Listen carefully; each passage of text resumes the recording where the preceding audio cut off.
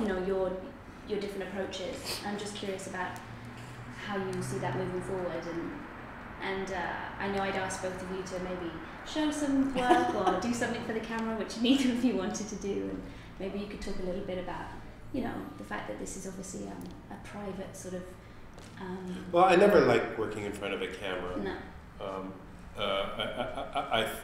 I think it takes a long time to forget that the camera's there, and so you're doing a particular kind of performance that I think falsifies the actual nature of the work. Okay. And also the actual form of the camera cannot capture the nature of the work anyway. No. Right. No, but so as a public service, I'd rather not show that as much as my own camera shyness. Right. Fair enough. I also don't like, it's like being filmed when you're working out in the gym or something. It doesn't mean anything. Well, it seems like a narcissistic exercise. It's just a chance for people who follow the company and who are interested in the process of how it gets from page to stage. Right. And it's sort of insight into that. Yes, and it's never an honest. Right. It's never honest. It can't be honest. It's a performance for the camera. It just happens. I was, you know, I was playing Bali with Foursquare with my students at Soul Pepper, right? And we were doing our usual 15-minute thing. Albert came in the room, and the game just immediately changed. Yeah, and I remember that happening in our rehearsal. Sure, when Michael came. That's right. Absolutely. That's right. It's just the energy changes, it becomes a performance. Yeah. I mean, they are actors after all. Indeed. I mean, they're human beings. But also, I'm not actually that interested in exposing, I suppose, my floundering around and my I'm not interested in offering that part of the process of my work, really.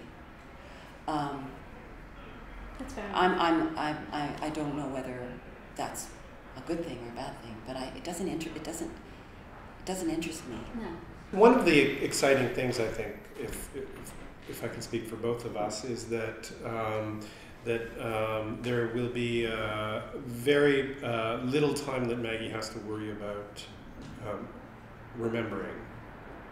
That can really consume an actor, and it frees. And not only that, there's another stage that I think will be.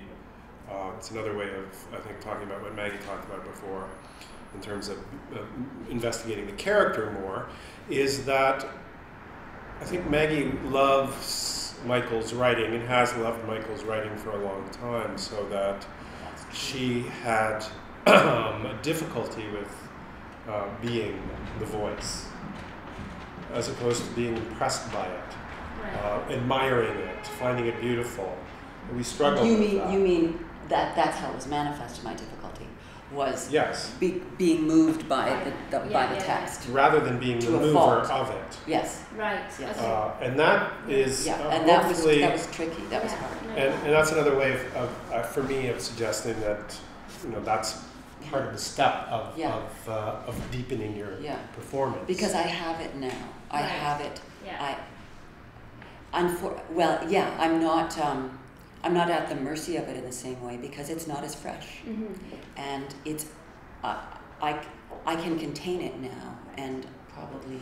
But we spent a lot of time too in finding a kind of general pace and rhythm to it. But I don't think we got quite past the general. Okay. It took a while for Maggie to find a consistently forward-moving narration, and she had to find that in a very particular way. And I believe that now we have that. Right. I think that we'll be able to work it. Yeah, I think so too. But a lot of our work was simply in rhythm. Right. Meaning in rhythm. Now there's another layer. Yeah, that work's done. Hopefully that works so now done. you can build, so we can it's take great. You're able to start from. And if it's not, then I'll probably fire it, and Fair enough. I'll play the part. So when you were thinking about Divisadero, do you know who your audience is going to be? Do you think there is a particular audience that should see this show?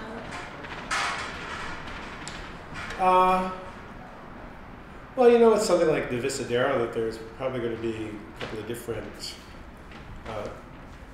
possibilities.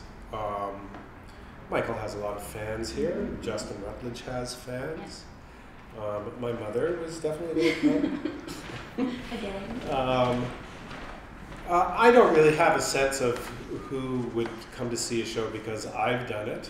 I was interested in putting a very literary or literate text in a room and seeing if we could capture the ear of an audience for a couple of hours. And clearly that's not an experience that everybody's going to be interested in.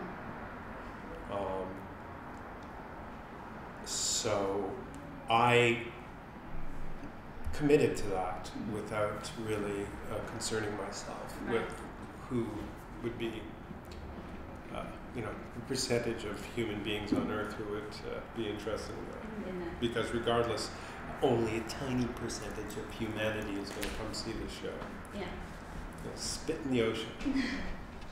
And have you spent much time, either of you, talking with Michael after the show about his thoughts about the performance, or? No, I have. Yeah. I haven't. You haven't spoken to him? I've spoken to him, but no. No, we've talked a little bit about the text, but not about. We haven't really had a post show analysis or conversation about the work of it. Really, I haven't seen him very much. No, well, he's been pretty busy. Yeah, I haven't seen him very much. He's been busy. I've met with him a few times. So. And does he have thoughts on moving forward to the remount, or is he just leaving that to you? No, we've talked about some possibilities. He writes things down in his little book, and then does he look at the book? I don't know. I suspect he has a system, because I think that book probably has lines that we'll read in novels in the future. Yeah. So we've discussed some changes to address some of the things I've been talking about. And Michael's been very involved. He was in rehearsal through much of rehearsal last time. He's definitely a part of the music in the piece. He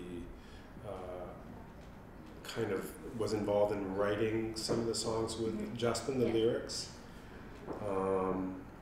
So, you know, he's very attached to the entire process.